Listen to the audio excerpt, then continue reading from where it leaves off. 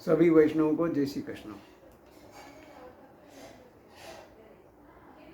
एक 4 लाइनें याद आ रही है कि जो बनना था वो बन न सका, उस पथ पर मैं जा न सका।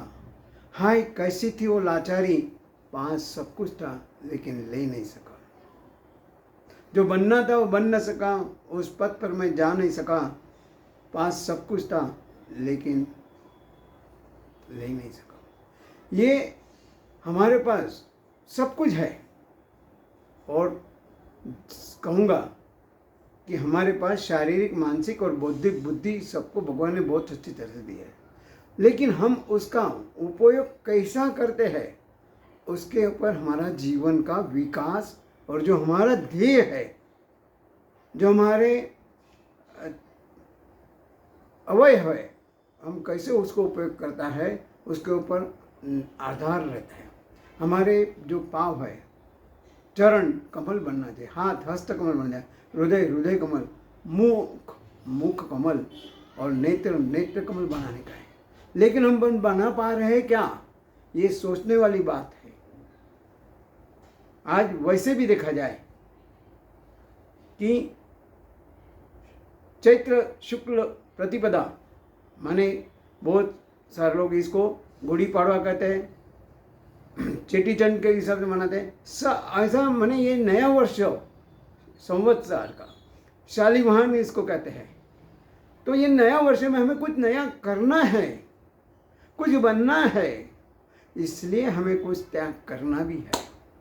तो सोचने वाली बात है, हमारे पास सब कुछ है, हम बन सकते हैं, कर सकते हैं, लेकिन क्यों नहीं कर सकते? एक हमारा आलस, अहंकार और हमारी दिनचर्या हमें डुबा रही है। सही में जो आज का जो पर्व है, उत्सव है, फिर से कहूँ, हमारे हिंदुओं के जो उत्सव है ना, हमारा एनर्जी बढ़ाने के लिए है, हमारा इंस्पिरेशन बढ़ाने के लिए है, हमें जो जीवन है चैतन्य लाने के लिए है, चेतना लाने के लिए है। जो उत्सव उसी हमें संदेशा देता है।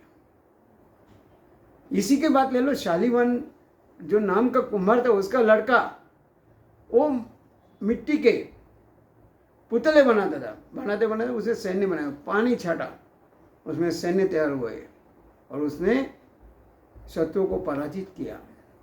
ये तो एक काल्पनिक कथा है, लेकिन सही अर्थ में अगर देखा जाए कि जो मानव जीवन मिला है वो मानवता रहित जी रहा है। ना उसके पास तेजस्विता है, ना खुमारी है, ना तन्मयता है, लाचार, दीन, दुबड़ा, शक्तिहीन और भोग में डूबा हुआ है। ऐसा मनुष्य क्या कर सकता है? ऐसा मानव क्या बन सकता है? इसीलिए माने ये कहा गया है कि जब तक हम इसमें से बाहर नहीं निकलते, हमारा विकास अधूरा है। जो हमारा ध्येय प्राप्त करने में मुश्किलें आएंगी। वैसे देखा जाए, देखो, हम अगर देखने जाएंगे तो जब हनुमान को लंका का समुद्र पार करना था तो जाम्बुन ने उसको प्रेरणा दी है। अर्जुन जब हताश हो गया था, कृष्ण ने उसको प्रेरणा दी है। वैसे हमारे ऋषि मुनियों ने हमें प्रेरणा दी है कि हमारा जीवन कैसा होना चाहिए जिससे हम सही अर्थ में मानव तरीके जी सके और हमारे जीवन में तेजस्विता, तन्मयता, खुमारी ये आना चाहिए। कहा गया है कि इसी दिन ब्रह्मा ने ब्रह्मांड का निर्माण किया था और साथ में दिन, सप्ताह, महीने और सालों का भी निर्माण किया है। दूसरी एक पौराणिक कथा ऐसी है कि राम भगवान ने वाली जो प्रजा को परेशान कर रहा था, तकलीफें दे रहा था, उनको उनमें से मुक्त करवाया। इसलिए लोगों ने आनंदोत्सव मना के लिए घर घर में ध्वजा फरकाई है। शिवाजी महाराज ने जो मिला हुआ समर्पित किया था स्वामी रामदास समर्थ को, स्वामी रामदास को, जो उन्होंने दिया था उन्होंने वापस वो प्रसाद में दिया, लेकिन ये प्रसाद ही समझ के शिवाजी ने उसका सदुपयोग किया है। कहना मतलब जो हमारे पास शक्तियाँ है उसका हमें सदुपयोग करना है अच्छे कर्मों में। माने आज का जो चैत्र शुक्ल प्रतिपदा है वो माने असद विचारों पर सद्विचारों का, विकारों पर विकास का, और जितने दुर्गुण है उसको पर सद्गुणों का, ऐसा विजय प्राप्त करना है हमें अपने जीवन का लक्ष्य प्राप्त करने के लिए। हम देख रहे हैं आज कलयुग है, परिवर्तन बहुत सारा आ रहा है और आने वाला भी है, लेकिन साथ में हमारे विकास में रुकावट नहीं आना चाहिए, इसकी जागृति हमारे अपने आप को लाना है, दूसरा कोई नहीं लाएगा। हमें समझना है, परिवर्तन के साथ चलना है, लेकिन सही अर्थ में मैं कब जागरूक रहूँगा कि जब मुझे पता चलेगा कि इसमें मुझे कहाँ के रुकना है, कैसे करना है। बाकी तो जीवन आया है तो चला जाएगा, लेकिन सही अर्थ में हमें अगर मानव बनना है तो हमारे में मानवता आना जरूरी है। फिर से कहूँगा, हमें मौज मस्ती से जीना ही है, इसीलिए भगवान ने हमें ये दिया है, जीवन दिया है कि जाओ दुनिया में जाओ, विश्व में घूमो और मौज मस्ती से जियो, लेकिन वह पूर्ण विराम नहीं रखना है, अल्प विराम रखो और इतना जो दे रहा है उसे कृतज्ञता पूर्वक याद करना है। कृतज्ञता पूर्वक माने क्या कि उसने जो रास्ते बताया है, मार्ग बताया है, जो हमें मार्गदर्शन दिया है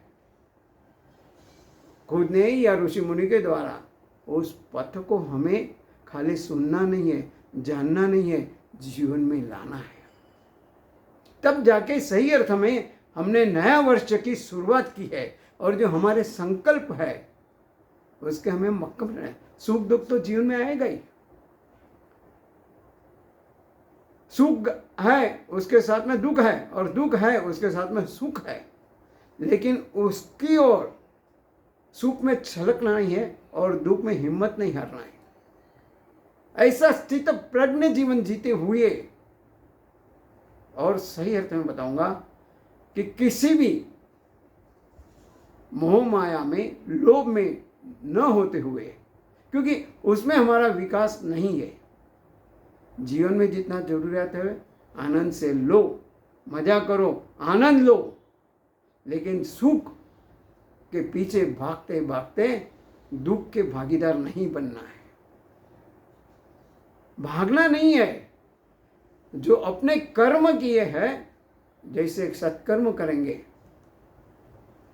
उसके ऊपर हमें वापस उससे कई गुना करके हमें वापस मिलने वाला है। लेकिन हम तो ये सोचते हैं आज जो मिला वो उससे संतोष, बस किसका क्या होगा हमें नहीं देखना है, हमें सेल्फिश नहीं बनना है, हमने दूसरों का सोचना है, उसमें हमारा कल्याण है। ये बहुत बड़ी चीज है। लेकिन फिर से कहूँगा, दोबारा कहता हूँ कि हमें अगर सत्कर्म करना है, निष्काम कर्म करना है, निस्वार्थ कर्म करना है, तो मुश्किल तो आएगी, और उस मुश्किलों को सामना करने की शक्ति हमारे में है, वो हमें पहचानना है। भगवान ने सब कुछ देकर ये भी दिया है, मुश्किलें देने के पहले भगवान उसका रास्ता भी देता है, लेकिन वो हमें ढूंढना है। और इसी दिन जो कड़वा लिमड़ाता है उसका रस पीते हैं। ये क्या बताता है कि जीवन में दुख तो आने ही वाले है, लेकिन साथ में जो साकर है वो मीठी है। उसको वो पहले हम दवा भी लेते हैं, दवा क्या करते हैं, हमें अच्छा बनाता है, कड़वी होती है लेकिन अच्छा बनाता है। तो वैसे ही दुख आता है, दुख हमें मजबूत बनाता है, कहता है घबराना नहीं, इसके आगे तेरी जीत है, इसके आगे तेरा आनंद है, सुख नहीं आनंद है। इसलिए दुख में घबराना नहीं है, हिम्मत नहीं हारना है। ये मेरी कसौटी है, क्योंकि फिर एक बार मैं बार बार कहता हूँ कि जब मेरी माँ मेरे साथ है तो मुझे किस बात की चिंता। बस यही पे अपना पूरा समर्पण हो जाता है। माँ के आगे कोई भी डर नहीं रहता है। माँ है तो फिर क्या डरना है, माँ मुझे संभाल लेगी। वही भावना आत्मविश्वास बढ़ाना है, आत्मश्रद्धा बढ़ाना है, ईश्वर श्रद्धा बढ़ाना है। जब हम ऐसे करेंगे हमारे जीवन में उत्कर्ष जरूर आएगा। और सही अर्थ में हमने नया वर्ष का जो संकल्प किया गुड़ी पड़वा के दिन वो हमने मनाया, ऐसा माना जाएगा। भगवान में शक्ति दे, भक्ति दे। इसी शुभकामनाओं के साथ सभी वैष्णव को गुड़ी पड़वा की नए वर्ष की अनेक अनेक शुभकामनाएं। जय श्री कृष्ण।